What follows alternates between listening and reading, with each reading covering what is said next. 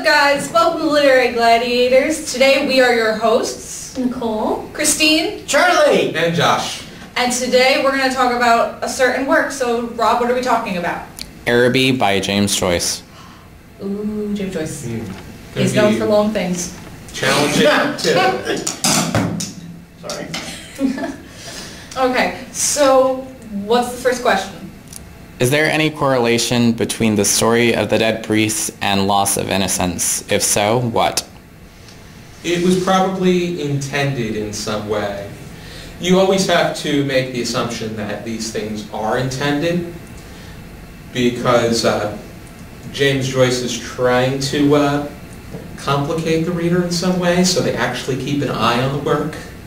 you also can't consider mixing such like a holy and a religious figurehead and having that not implicate some kind of ulterior. He may also be poking at that too, because he was brought up a Catholic, but he did walk away from his religion as well.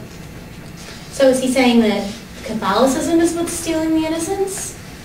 Or I don't know if he's trying to say that it's stealing the innocence, more so that there is a bit of contradictory within the church. Okay. I think it's a faith-based type thing, because when you're dealing with a priest and Catholicism, and it's very much faith-based, if the figurehead of the faith passes away and leaves, sometimes I feel that the faith in his goal was gone, like the narrator's faith in getting the girl was kind of gone. So it was almost foreshadowing to me, was that, you know, all these kind of hopes and dreams kind of died, and so did the big figurehead of faith. To some degree, I would say. I was going to say, maybe puberty comes into play.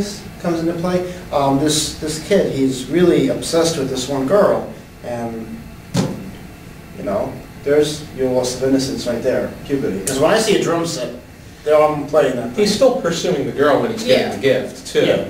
But it's the revelation that turns him away, and his world comes crashing down in that point in time, because a teenager is known for having their world crash down on them when in actuality it's just one hurdle.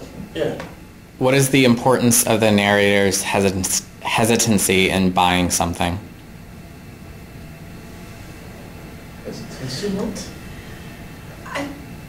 The thing was, he was getting there as the bazaar ended, you know, like the it was like he got there and then nothing's too good. That's pretty bizarre.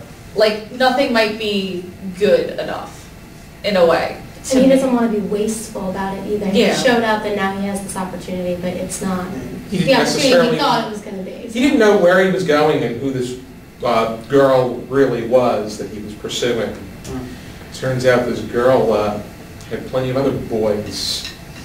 She was a runaround Sue, if you will. Yeah, but I mean, because if you want to impress a girl, you got to get her a little bit more than, like, I guess, a bear. I mean, if everyone else in the club is getting her, like, you know, a big thing of flowers and chocolates, and he's got, like, a dime of something. Depends on the person, too. Really? Yeah.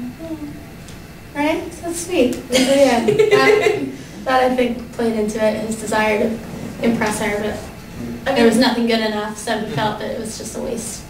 Yeah, because, I mean, living in Dublin and being Irish and Catholic, you know, stereotypically... He should have gotten her Baileys. Oh, That's what he should have done. Did they have That's how Baileys? you win the girl. Buy her alcohol. I think because if he had money and the little money that he had... Do you think this story and its references are applicable to the youth of today? Yes. Yeah, you could incorporate that into today's society.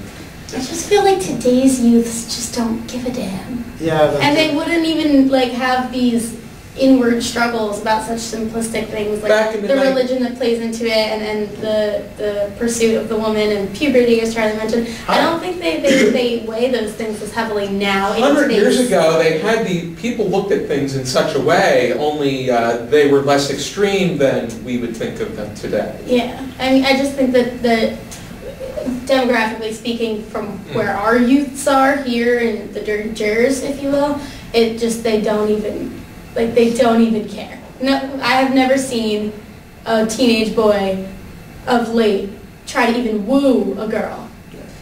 You know, they go to a party, they have their Baileys or cheap wine, and that's it. Like, that's the extent of the pursuit. There's no courtship anymore. There's no religion that weighs heavily on their mind. So as much as I would like to think that in other parts, maybe this still holds some weight, here, I don't think so. And I think technology, this could be an offshoot of what Will's saying, but technology could be, because we're all doing this. Oh yeah, all my friends come and play on their phones. Instagram. Instagram my cookie. But you know what? The idea that a teenager or a child or a young man or a young woman is you know, relying on a parent or someone else in their life to get them somewhere. Yeah. Because if you're an adult, he could have just went by himself and got there and did what he had to do. But because he has to wait on someone, and a lot of adolescents experience that. I mean, how many times do you have to wait for your mom to come home so that you can go out to play? Or how many times do you have to wait for your dad to take you somewhere? Yeah. I mean, you don't have a car, you don't have that kind of thing. Back then, that was the minority. Nowadays, it seems as if you need to rely more on your parents.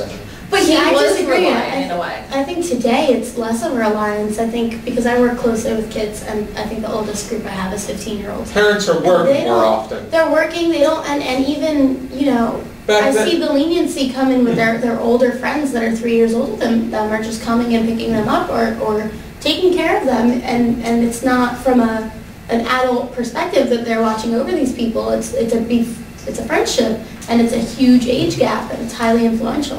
Back then, there was somebody, usually the mother, that was always at home, or some adult figure that was always at home. Yeah. But at the same time, the child was expected to be more of an adult, think more like an adult, and fetch for themselves.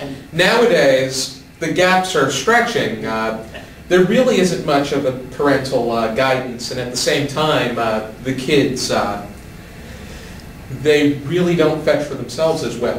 And today, in today's world, it's 2014, but so women are working. Everybody's working these days. Yeah, everybody needs to work these days. I mean, how can you afford these cookies if you're not working?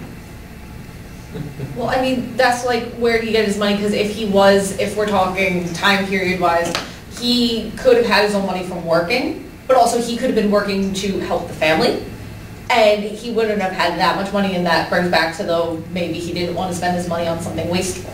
Perfect. I mean, there was a lot of roadblocks for him to get where he had to go, and a lot of kids will see those roadblocks as the end of the world, like you said, where, you know, something doesn't go right and that's it, that's the end. But, like, he had, like, a series of a few minor things that were setbacks that some people and adults would brush off. Whereas children are going to say, it's the end of the world, that's it, I'm done. They need life experience. Once they get enough life experience, as he probably did when he stormed off angrily, he'd probably handle the next situation a bit better. Well, yeah, like, give it another few times, but, I mean, how many times have you seen puppy love? Like, and insane crushes on these things, and so, you know, I can relate to that. Yeah, I for one think that young love is the most powerful. So I could totally see his madness in this as completely more logical than, say, an adult doing this kind of behavior. Hi.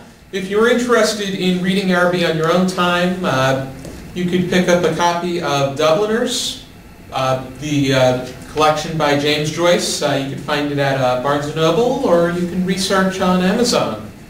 Or you can look at the bottom of this video. There's going to be a link to the e-version of Araby, just by itself. So, and we want to thank everyone for watching, and please subscribe to this channel so that you can get a video each week. Take care. Bye. Good day. Farewell.